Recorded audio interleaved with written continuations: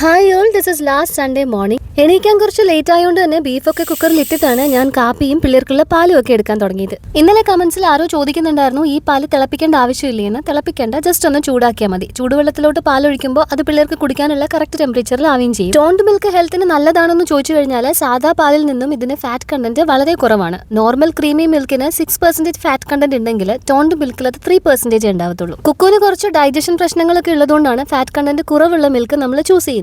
Weight gain ആണ് നിങ്ങളുടെ ലക്ഷ്യമെങ്കിൽ സാധാ പാല് തന്നെ ഉപയോഗിക്കുന്നതാണ് നല്ലത്. നീല നിറത്തിലെ വട്ടമൊക്കെ വരച്ചെങ്കിലും ചില സമയത്ത് എനിക്ക് മണത്ത് നോക്കാതെ കോഫി പൗഡറും ടീ പൗഡറും തിരിച്ചറിയാൻ പറ്റത്തില്ല.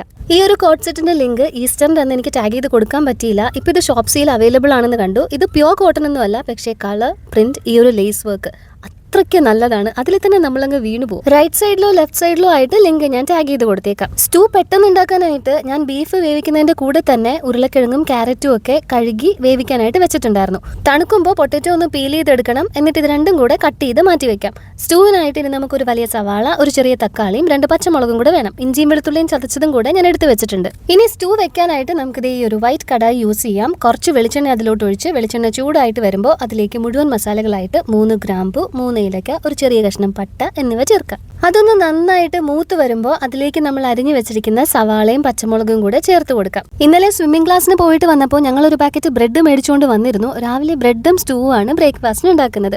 ആലനും കൂടെ ബ്രേക്ക്ഫാസ്റ്റിന് ഉണ്ടാവുന്നതുകൊണ്ട് ഇത് വഴന്നു വരുന്ന സമയം കൊണ്ട് ടീ പോട്ടിൽ ചായക്കും കൂടെ അങ്ങ് വെക്കാന്ന് കരുതി. ഷുഗർ ഞാൻ ഡയറക്റ്റ് ആയിട്ട് പാലിൽ തന്നെ അങ്ങ് ചേർത്തു. എന്നിട്ട് ഈ ഒരു ഫിൽറ്റർ കപ്പിലേക്ക് ചതച്ച ഇഞ്ചി, ഒരു ഏലക്ക, ആവശ്യത്തിന് തേയില എന്നിവ ചേർത്തിട്ട് ടീ പോട്ട് അങ്ങ് വെച്ചു. വഴന്നു വന്ന കൂട്ടിലേക്ക് 1 സ്പൂൺ ഇഞ്ചി വെളുത്തുള്ളി ചതച്ചതിട്ട് നന്നായിട്ടൊന്ന് വഴറ്റി തക്കാളി ആഡ് ചെയ്തു. ഇനി ഇതിലേക്ക് പൊടികളായിട്ട് ഞാൻ കുറച്ച് പെപ്പർ പൗഡറും ഗരം മസാലയും മാത്രമേ ചേർക്കുന്നുള്ളൂ. ഇറച്ചി വേവിച്ചപ്പോൾ ഞാൻ അറിയാണ്ട് കുറച്ച് മഞ്ഞപ്പൊടി ഇട്ടുപോയി, അല്ലെങ്കിൽ നമുക്ക് വൈറ്റ് കളറിൽ തന്നെ സ്റ്റൂ കിട്ടിയേനെ. ഇതിപ്പോൾ ഉച്ചക്കത്തെ കറിക്കും കൂടെ ചേർത്തിട്ട് ഞാൻ മഞ്ഞപ്പൊടിയും വിനാഗിരിയും ഇഞ്ചി വെളുത്തുള്ളിയും ഉപ്പും ഒക്കെ ചേർത്ത് കുഴച്ചാണ് ഇറച്ചി വേവിച്ചു വെച്ചത്. എല്ലാം കൂടെ ഒന്ന് കൂടിപ്പരണ്ട് വരുമ്പോൾ കുക്കറിന്റെ അകത്തുനിന്ന് ഇറച്ചിയുടെ ലൊട്ടിലൊടുക്ക് പീസുകൾ, എല്ലും കൊഴുപ്പും ഒക്കെ ചേർന്ന പീസുകൾ ഇങ്ങോട്ട് എടുത്ത് ആ ബീഫ് സ്റ്റോക്കിന്ന് 2 സ്പൂൺ വെള്ളവും കൂടെ ചേർത്ത് ആവശ്യത്തിന് ഫ്രഷ് ക്രീമും ഇട്ട് നന്നായിട്ടൊന്ന് ചേർത്ത് ഇളക്കിയാൽ നമ്മുടെ കറി റെഡിയാവും. ഫ്രഷ് ക്രീം ചേർത്ത് കഴിഞ്ഞാൽ അത് തിളയ്ക്കാൻ പാടില്ല. അല്പം നെയ്യും കൂടെ പുറത്ത് ടേസ്റ്റിനായിട്ട് ആഡ് ചെയ്ത് കൊടുക്കാം. സ്റ്റൂ റെഡിയായി. ഇനി നമുക്ക് ബ്രെഡ് എടുത്ത് പ്ലേറ്റ് ചെയ്യാം. ഇന്നലെ വൈകുന്നേരം തന്നെ നട്ടല്ലയും ചേർത്ത് 2 പേര് 4-5 പീസസ് എടുത്ത് കഴിച്ചിട്ടുണ്ട്. ടീ പോട്ടിൽ ചായ തിളച്ചു പോകുമെന്ന് ചോദിച്ചിരുന്നില്ലേ? ഇത് ഇങ്ങനെ തന്നെ കുറച്ചു നേരം നിൽക്കും. ഇനി തീ കുറച്ച് കൂടുതൽ നേരം വെച്ചാൽ തിളച്ചു പോകുമെന്ന് എനിക്ക് അറിയത്തില്ല. ഇതുവരെ ഇവിടെ അങ്ങനെ ഒരു സംഭവം ഉണ്ടായിട്ടില്ല.